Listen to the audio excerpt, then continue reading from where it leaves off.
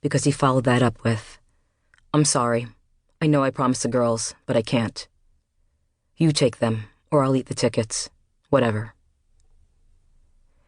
An unopened package of Da Vinci Maestro Kolinsky brushes was lying on the entry table, alongside a set of 36 Holbein watercolors.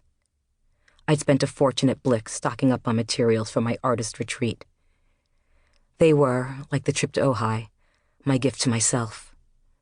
48 hours of art and sleep and wine, and now my ex-husband was standing in my living room in formal black tie and telling me there'd been a change of plans. "Does she know?" I asked. Isabel, having retreated immediately to her room, no doubt to get on her phone, had missed the entire exchange. He shook his head. "I haven't had time to tell her. I thought I'd wait and see if you could take them first." "That's convenient. Don't start, okay?" He turned toward the door. "If you can't do it, have her call me, and I'll make it up the next time the group's in town." It was so like him to have a Band-Aid for everything, to walk away from commitments guilt-free. Would that I had acquired that gene. Isabel and her 2 girlfriends had been counting down the days to see the band August Moon, a quintet of handsome lads from Britain who sang pleasant pop songs and drove tween girls mad.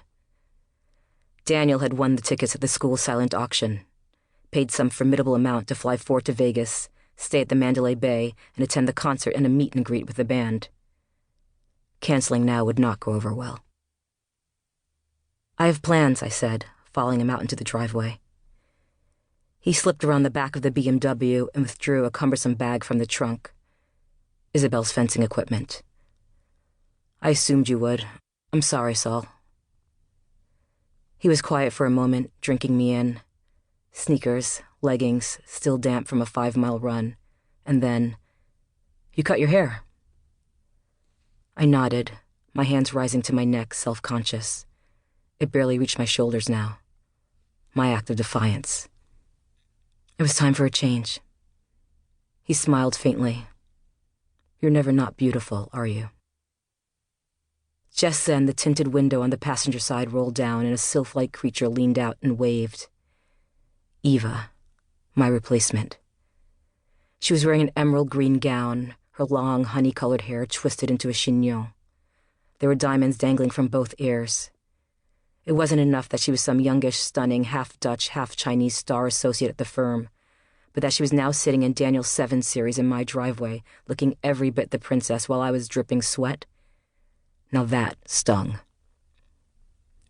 "Fine, I'll take them." "Thank you," he said, handing over the bag. "You're the best." "That's what all the boys say." He paused then, screwing up his aristocratic nose. I anticipated a response, but none was forthcoming. Instead, he smiled blandly, leaning in to do the awkward divorcee cheek kiss.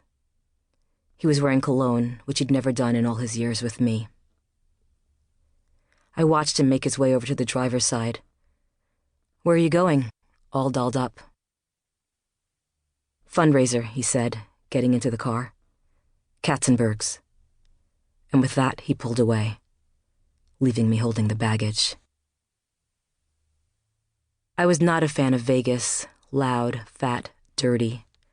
The underbelly of America convened in one garish skid mark in the desert. I'd visited once years before to attend a bachelorette party that I was still trying to forget. The smell of strip clubs and drugstore perfume and vomit. Those things linger. But this was not my adventure. This time I was just along for the ride. Isabel and her friends had made that clear. They spent that afternoon running circles around the resort on a quest to find their idols, while I followed dutifully. I'd become accustomed to this, my passionate daughter trying any and everything, setting her mind and forging her way. Isabel and her American can-do spirit. There was trapeze school and figure skating, musical theater, fencing. She was fearless, and I loved that about her, envied it even. I liked that she took risks, that she did not wait for permission, that she followed her heart. Isabel was okay with living outside the lines. I was hoping to convince the girls to visit the Contemporary Art Center.